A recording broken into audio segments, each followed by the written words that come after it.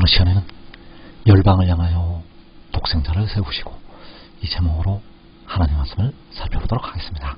만군의 여호와께서는 열방을 향해서 마지막에 독생자를 세우시게 되고 택하신 백성들을 모으시게 됩니다. 그래서 이 시간에 열방을 향하여 독생자를 세우시고 이 제목으로 하나님 말씀을 살펴보도록 하겠습니다. 그래서 이사야서 11장 12절에서 여호와께서 열방을 향하여 기치를 세우시고 이스라엘의 쫓긴 자들을 모으시며 땅 사방에서 유다의 흩어진 자들을 모으시리니, 여호와께서 열방을 향해서 기치를 세우신다고 말씀을 하시고 있습니다. 그래서 이스라엘의 쫓긴 자들, 유다의 흩어진 자들, 바로 큰 환란에 들어갔다가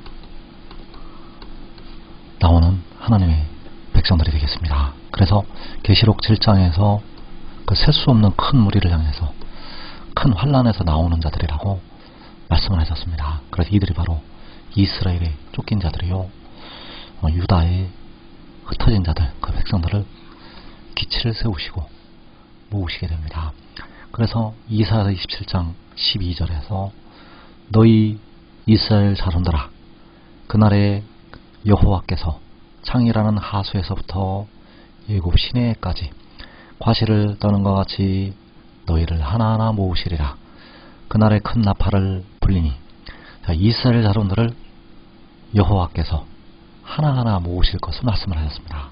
그래서 그때는 바로 큰 나팔이 불리게 됩니다. 바로 하나님의 나팔 소리, 천지 진동하게 되고 그 이스라엘 자손들을 여호와께서 하나하나 모으시게 됩니다. 그래서 이 창이라는 하수 예굽 시내는 이방 나라들을 가리키고 있습니다.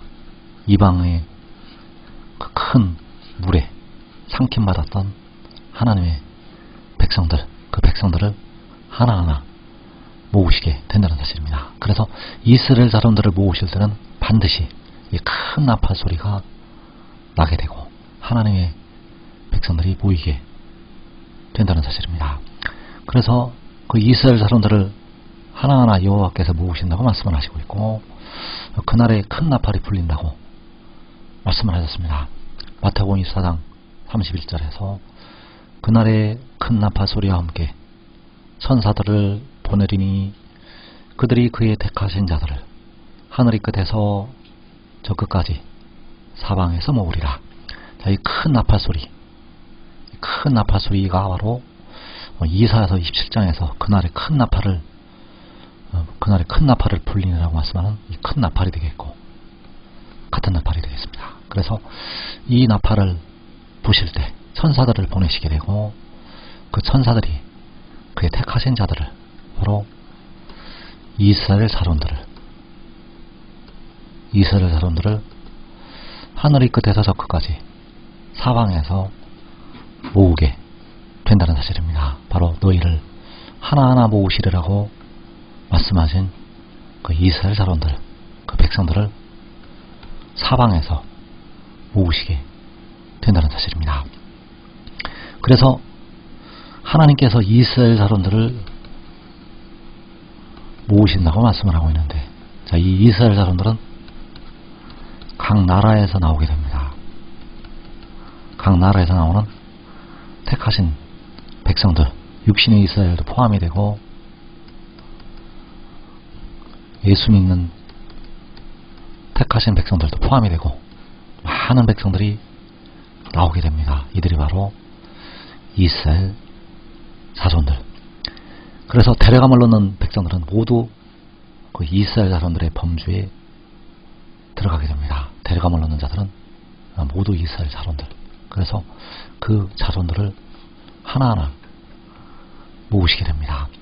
그래서 그 이스라엘 자손들이 함께 모인다고 말씀을 하고 있습니다. 호세아서 1장 11절에서 이에 유다 자손과 이스라엘 자손이 함께 모여 한 우두머리를 세우고 그 땅에서부터 올라오리니, 유다 자손과 이스라엘 자손이 함께 모이게 되는데, 이들이 바로 큰 나팔이 불려서 하나하나 모으신 이스라엘 자손들, 큰 나팔이 불려서 하나하나 모으신 그 이스라엘 자손들이 함께 모여서 한 우두머리를 세우고 그 땅에서부터 올라오게 된다는 사실입니다.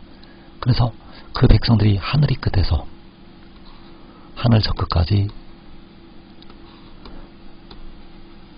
모이게 되는데, 그들이 어디로 모이게 되는가 하면 그 땅으로 모이게 됩니다. 그래서 그 기치로 모여서 그 땅으로 함께 모이게 되고, 그 기치는 바로 이 한 우두머리를 세우고 그 땅에서부터 올라오게 된다는 사실입니다. 그래서 그 이스라엘 사람들을 하나하나 모으시게 되는데, 여호와께서는 열방을 향해서 기치를 세우시고 모으시게 된다는 사실입니다. 큰 나팔이 불리고 그 기치를 세우시고 모으시게 됩니다. 그래서 그 큰 나팔이 불릴 때 주님께서 구름을 타시고 공중에 강림하시게 됩니다. 그 후에 기치를 세우시게 됩니다. 큰 나팔이 불릴 때 주님께서 공중에 구름을 타시고 강림하시고 그 후에 그 기치를 세우시게 된다는 것. 그래서 이사 49장 22절에서 주 여호와가 이같이 이르노라. 내가 문나라를 향하여 나의 손을 들고 민족들을 향하여 나의 기치를 세울 것이라. 그들이 내 아들들을 품에 안고 내 딸들을 어깨에 메고 올 것이며. 자, 시온의 아들들, 시온의 딸들, 바로 하나하나 모으시는 이스라엘 자손들. 그 이스라엘 자손들을 하나님께서 여호와의 기치, 바로 여호와 니시를 세우시고 모으시게 된다는 사실입니다. 그래서 여호와께서 열방을 향해서 기치를 세우시고 모으시게 되는데, 그 기치가 바로 열방을 향해서 세우시는 인자, 바로 독생자. 독생자는 백성들의 썩어질 몸을 속량하게 됩니다. 그는 계시록 10장에서 구름을 입고 하늘에서 내려오는 그 힘센 천사. 그래서 그 기치를 세우시고 모으시게 되는데, 그 기치는 하늘에서 내려온 자. 자, 하늘에서 내려왔다는 것은 영의 일이 되겠고, 영의 일은 살려주는 영을 세상에 보내신 것. 그래서 요한복음 3장 14절에서 하늘에서 내려온 자 곧 인자 외에는 하늘에 올라간 자가 없느니라. 모세가 광야에서 뱀을 든 것 같이 인자도 들려야 하리니. 자, 인자가 들린다는 것은 여호와께서 열방을 향해서 기치를 세우시는 것. 그래서 그는 하늘에서 내려온 자요, 또 하늘에 올라간 자, 그리고 올라갔다가 다시 내려오게 됩니다. 그 영이, 살려주는 영이 하늘에서 내려오게 되고 하늘에 올라가게 되고 하늘에 올라갔다가 다시 내려오게 됩니다. 이 일은 육의 일이 아닙니다. 이는 육의 일이 아니고 영의 일. 살려주는 영이 하늘에서 내려오게 되고 살려주는 영이 하늘에 올라가게 되고 살려주는 영이 하늘에 올라갔다가 다시 내려오게 됩니다. 그리고 그가 열방을 향해서 들리게 된다는 사실입니다. 그래서 하늘에서 내려온 자는 독생자. 그 독생자는 백성들의 몸을 속량을 하게 됩니다. 로마서 8장 23절에서 우리가 속으로 탄식하여 우리 몸의 속량을 기다린다고 할 때 그 몸을 속량하는 독생자. 그래서 그가 하늘에서 내려와서 하늘에 올라가게 되는데, 그 말씀이 요한계시록 12장 5절에 기록되어 있습니다. 여자가 아들을 낳으니 이는 장차 절장으로 만국을 다스릴 남자라. 그 아이를 하나님 앞과 그 보좌 앞으로 올려가더라.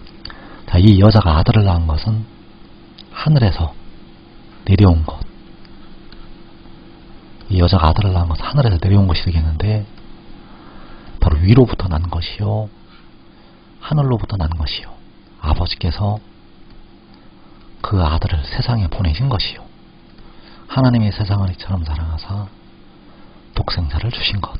그래서 그 하늘에서 내려온 자, 그리고 그 아이를 하나님 앞과 그 보좌 앞으로 올려간다고 말씀을 하였습니다.